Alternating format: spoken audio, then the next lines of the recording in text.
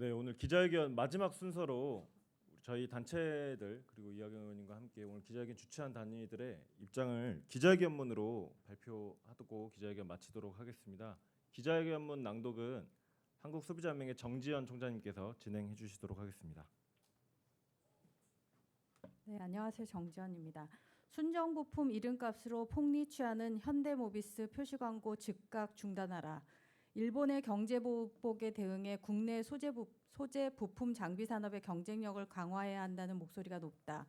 대기업 중심의 수출 의존형 경제 구조를 극복하고 대기업과 중소 중견기업의 상생하는 산업 구조로 나아가야 한다는 시대적 요구에는 그동안 반도체, 자동차, 조선, 철강을 비롯한 우리나라의 주요 산업이 철저히 대기업 중심의 전속거래 구조 아래에서 성장해 왔다는 반성의 목소리도 담겨 있다. 자동차 산업 분야에서 전속거래 구조의 폐해를 극단적으로 보여주는 사례가 바로 순정부품이다. 마치 제대로 된 유일한 부품이라는 인상을 주는 이 순정부품이라는 용어는 어떠한 법률상 제도상 근거도 없는 완성차 업체와 대기업 부품 계열사가 일방적으로 부르는 용어일 뿐이다. 그러나 현대 기아차와 현대모비스 등 대기업들이 본인들이 부품 하청업체에 주문하여 생산한 OEM 부품을 순정 부품으로, 같은 부품 업체가 자체 생산한 규격품은 비순정 부품 또는 비품이라고 지칭해 왔다.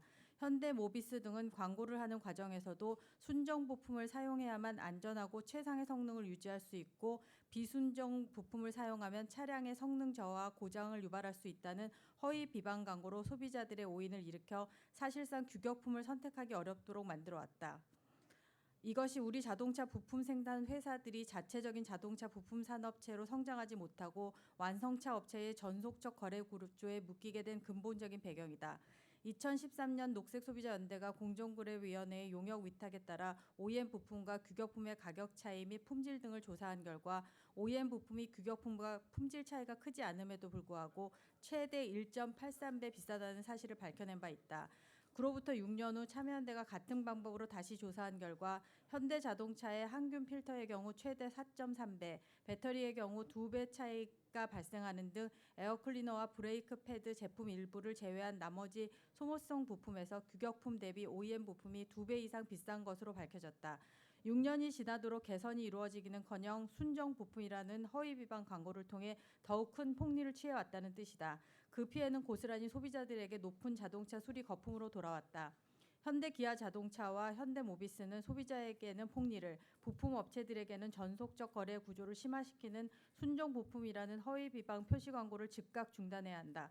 공정위는 철저한 조사와 시정 조치를 통해 완성차 대기업과 부품 계열사의 폭리, 불공정 행위를 뿌리 뽑아야 한다. 또한 소비자들에게 OEM 부품과 규격품의 가격 정보와 품질 정보를 투명하고 알기 쉽게 공개하여 소비자 선택권을 강화하는 한편 현재도 진행하고 있는 일부 규격품에 대한 품질 인증 절차의 공신력을 더욱 제고하고 인증 부품 선택 시 소비자에게 제공되는 환급 혜택 등도 널리 알려야 한다.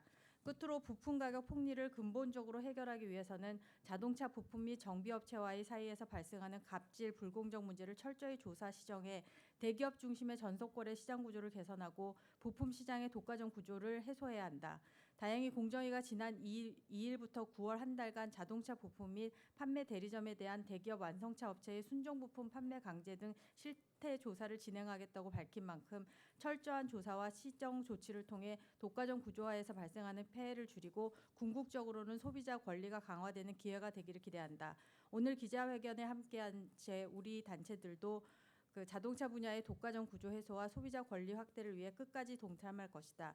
2019년 9월 5일 국회의원 이하경, 을지로위원회, 녹색소비자연대, 참여연대, 소비자연맹 이상입니다.